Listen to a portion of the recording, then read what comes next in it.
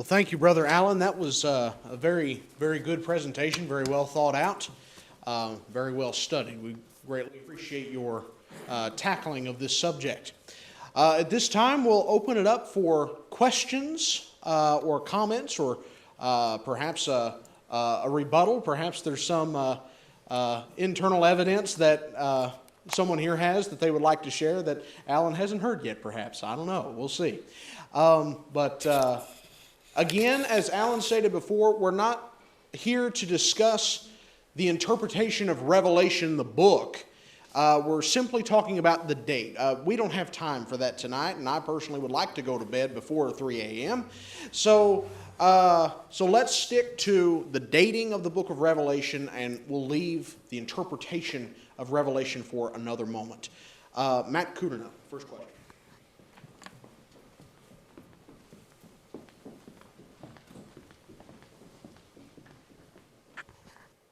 Thank you, brother. As Austin stated, we want to be respectful of everyone's time, so I'm not going to lay out everything that I probably could say here, but I do think that you may have done a bit of a disservice to the early date argument and some of the best internal evidence. So I'll ask you a question regarding some of the things said in chapter 1 and in chapter 22.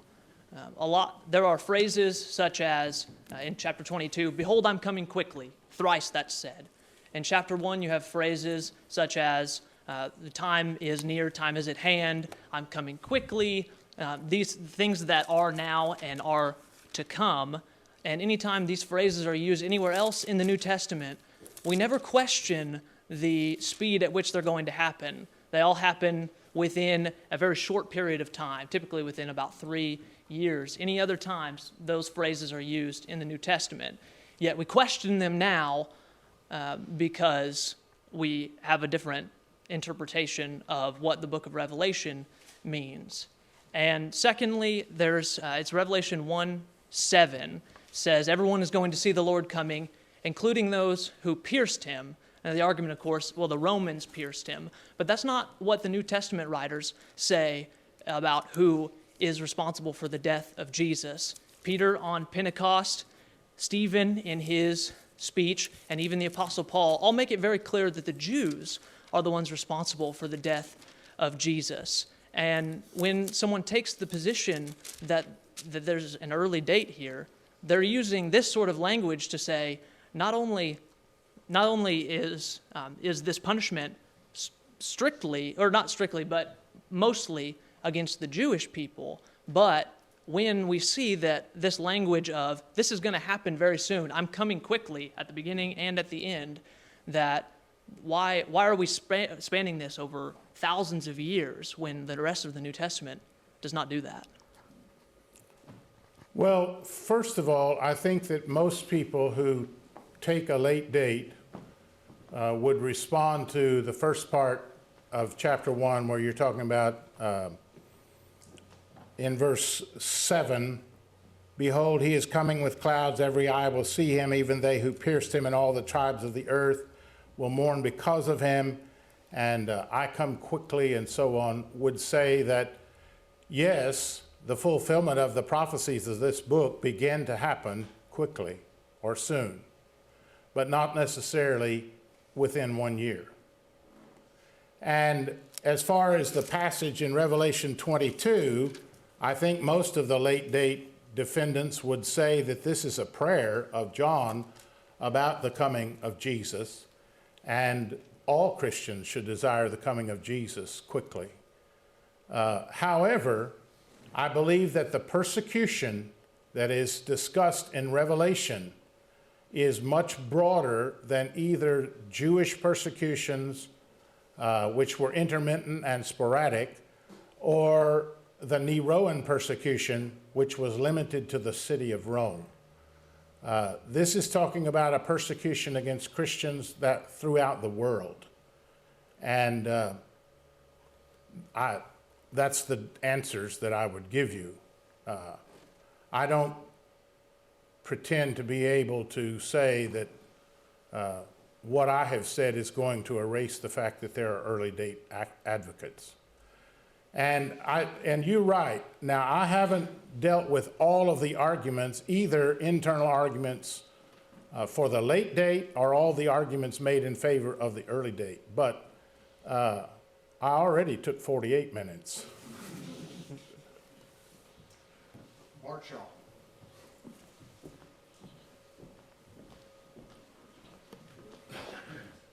All right, Alan, I'll pile on with Matt. That's fine. And I'll just say I appreciate it. I thought it was great, and it's a good presentation of the late date. And I'm not an early date person. I don't think it matters for interpretation of Revelation myself, for my position anyway. It's a little bit like AK said earlier about the word ionios. We have enough evidence without the dating to state what the meaning of Revelation is. But here's my question for you. In Revelation 3, in the letter written to the church at Philadelphia, and you use this to support your idea of imperial persecution, because he says that there is a persecution that is coming upon the whole earth. But in verse 9, he says, the context is the synagogue of Satan, they who say they are Jews and are not. And he says that I will keep you from this persecution that's coming, this hour of trial, which is coming upon the whole earth. And he mentions that these Jews will come and worship at your feet after this hour of trial, or because of this hour of trial. In other words, the suggestion is that the Jews who are the persecutors, because he identifies them, they're Jews, they're ethnic Jews in this city of Philadelphia, because of this hour of trial, which has language that's very Matthew-like. Matthew talks about how the destruction of Jerusalem in Matthew 24 is coming upon the whole earth, and all the tribes of the earth will mourn because of the destruction of Jerusalem. So, again, I'm not saying I'm pre-70, but this looks a lot to me like very solid evidence, internal evidence, that this persecution is the destruction of Jerusalem. And we know that when the destruction of Jerusalem happened, the Romans fought back against Jews everywhere. In Alexandria, there were 50,000 Jews killed by the Romans. They took it very seriously. The average person rose up, the Romans rose up out of their chairs, went into the Jewish areas and killed Jews. And that happened worldwide. And it probably happened in Asia Minor as well, because the Romans were angry. And so the way I see this is that he's saying the Jews are persecuting you now, pre-AD 70, but I will keep you from the fiery trial, the destruction of Jerusalem, this conflagration that's occurring, and then Jews will be converted to the church, and they will come and worship at your feet, which is probably just meaning they will become Christians and they will become part of the church. What's your response to that? Well, my response to that is virtually the same as what I said to Matt, and that is I think the persecution that is addressed throughout the book of Revelation is much more broad than the Neroan persecution, and way more broad than any Jewish persecutions of the church. The Jews did persecute the church, but they were fairly limited in what they could do because they were under Roman authority. And Nero's persecution really was not intended as a persecution against the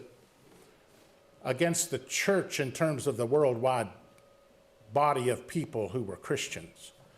Nero set fire, or had fire set to the city of Rome. About a third of the city burned, I think. And Nero was under heavy pressure from the Senate and anyway, the legislative branch, and for setting this fire. And Nero was looking for a scapegoat, and he blamed the Christians. But his persecution of Christians was limited to the city of Rome. So, and I think the persecution throughout the book of Revelation is much more broad than just what Jews might bring against Christians and what Nero brought against the Christians. And then I would say, in addition to that, all of the external evidence that we have is in favor of the late date. Right. And And that, you presented that very well. yeah, and the only effort at internal evidence was based upon misinformation.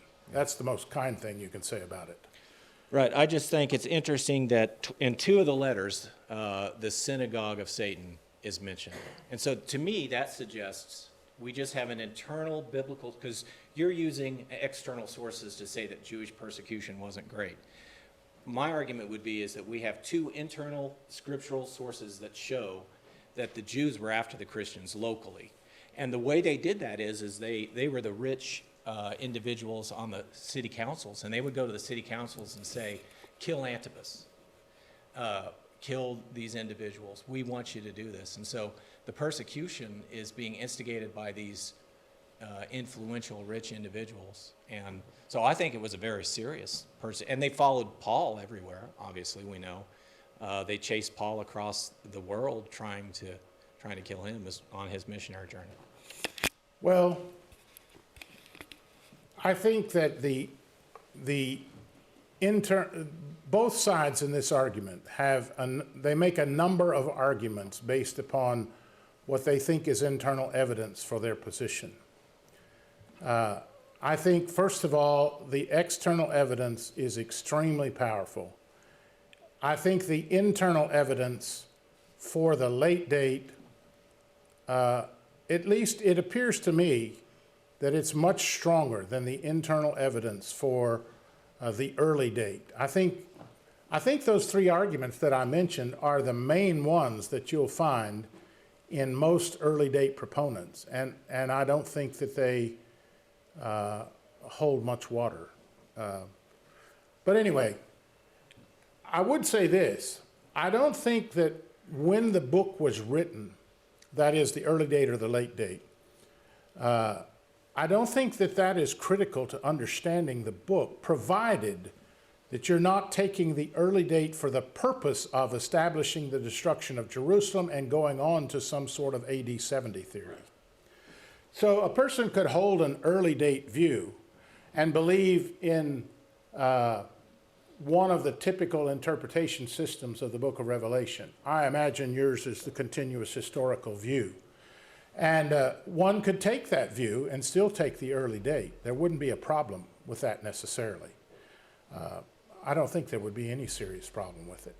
But most early date advocates, virtually all of them, the writers on the early date, they have an agenda, and their agenda is to make this book solely about the destruction of Jerusalem, and then they start tying other passages to it, and they end up with the second coming of Jesus happening at the destruction of Jerusalem. And we've had this problem. I know that Bart would be opposed to this as much as I am, but we've had this problem even among our own people. A few of them have adopted this bizarre AD 70 theory of Max King. Max King was a preacher in northeastern Ohio in the 70s, I guess, 1970s. And he's the one that developed this AD 70 theory. It was unheard of before his time. And there have been a number of our own people who have been taken in by that. And that is a problem if you're setting the early date for that reason.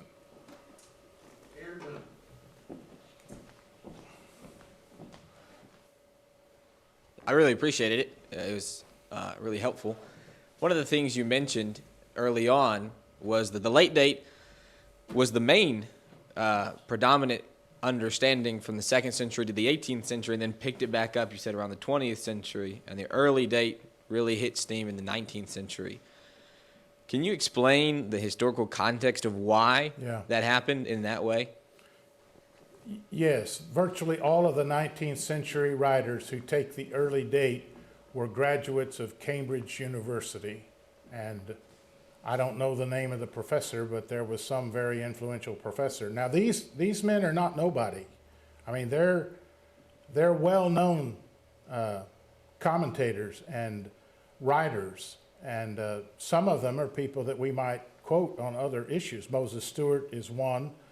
I'd have to look back in my cards to who some of those others were. In fact, I think I can find them here.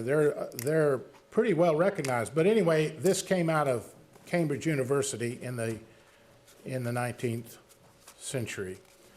So B.F. Westcott, F.J.A. Hort, Westcott and Hort put together a text of the New Testament and are quite famous on commentators. J.B. Lightfoot, Moses Schaff, Philip Schaff, Moses Stewart, Philip Schaff, Robert Young of Young's Literal Translation. George Salmon believed this, but he gave this view up. And Milton Terry of Biblical Hermeneutics, Adam Clark, Alfred Edersheim, A.T. Robertson. I don't want to completely overthrow these men. These are pretty renowned interpreters. But I think they had a common source of this interpretation, and it was Cambridge University. Man, I'm gonna ask a question real quick. Sure. You're running the show. I suppose I can anything you want give to. myself that privilege. When it comes to Irenaeus in particular, from what research I did, I kind of come to the conclusion, or the understanding perhaps, maybe faulty, but many of the church fathers they either agree or parrot what Irenaeus said. That's true. With Irenaeus, I believe it was in Foy Wallace, I read after him just a little bit because I've heard the later date side of things, but I think he made the reference that Irenaeus perhaps wasn't the most reliable of person. One of the examples he gave was that Irenaeus said that Jesus lived into his 40s. And perhaps that's true, perhaps that's not. I haven't read Irenaeus' works. So my question is, how reliable would you say Irenaeus' witness or testimony is? Well, I would say he's more reliable than Foy Wallace by a long shot. Well, actually, of all the people I read, and I don't know how many books I read, but a number, no one questioned Irenaeus' integrity that I read after, which I'm not saying it isn't done, but I did read Foy Wallace. I don't remember him saying that, but he may have. The issue about Irenaeus is when he says, in most of the writers, he's talking about whether or not the Antichrist or the man 666 is named or not. And he says, it would have been announced by him who beheld the apocalyptic vision, for that, or it, was seen no very long time since, but almost in our day towards the end of Domitian's reign. They would say it is he was seen, meaning John. But, and I think the verb that is used in the Greek phrase is indeterminate here. The pronoun, the third person pronoun of the verb could be either it or he. But the antecedent is the apocalyptic vision. You have to go back quite a ways to get to John as the antecedent, which would not be a normal way to interpret that. And the people who lived in and around the time of Irenaeus, they all cite him and agree with him. And he had a pretty close connection to John. He was a student of Polycarp who was an immediate student of John.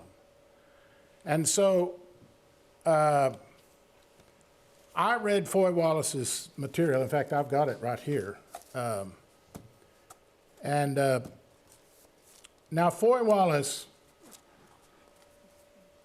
was a great preacher from some standpoints. He did important work in exposing historic premillennialism for the errors that it had. I think he wrote a great book on the Holy Spirit for the most part, although there's a few things I don't think were right. His book, The Gospel for Today, and God's Prophetic Word, both of those are important works. But you need to be careful before you get too enamored with Foy Wallace, because he wrote The Christian and the Civil Government, and he does not agree with Billy Dickinson, I assure you. And Billy's the one that's right.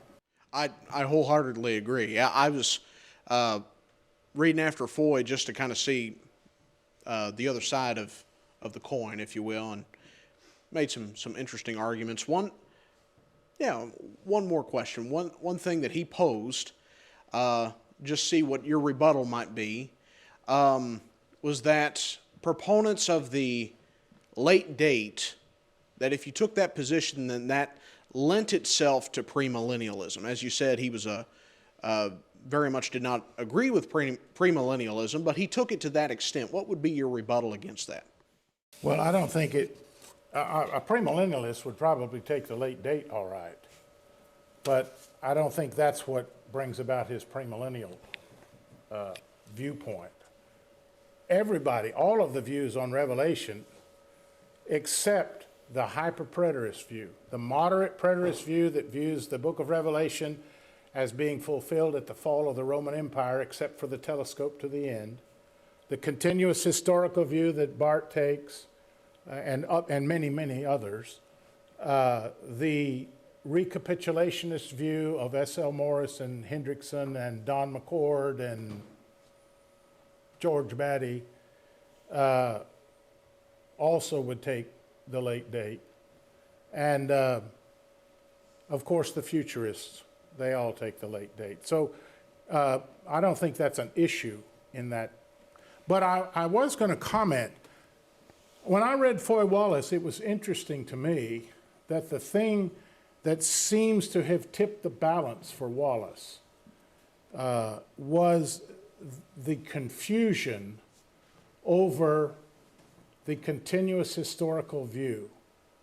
Wallace was troubled by the fact that in the continuous historical view, people search for all these fulfillments in Europe, and then it doesn't come to pass, and people have to reinterpret it in a few years or a few generations, and anything you have to keep doing that, he viewed as a problem, and that's why he latched on to the early date and the destruction of Jerusalem being the core of the book. And he doesn't say that in the words I just said it, but it's on page 6 and 7 of his introduction to the book of Revelation. Have time maybe for one more question if it's out there. If not, let's conclude. Brother, do you have any closing comments you'd like to make? No, if you want to do some study of your own about this issue, a couple of books that I might recommend, I think Robert Harkrider in the Truth Commentary series, he has a 102-page introduction, and it's pretty even-handed and pretty good. And also William Milligan in his book, he's got 3 on Revelation. I think it's Lectures on the Apocalypse is the book. And but William Milligan, he has an extensive discussion of the date of the book, and also Harkrider has a good investigation. If you want to read about the early date, Foy Wallace and Arthur Ogden are the people I suppose you would read. But anyway, I want to thank the congregation. I've enjoyed the study. I always do. And I appreciate the opportunity from the directors to be asked to speak on this topic.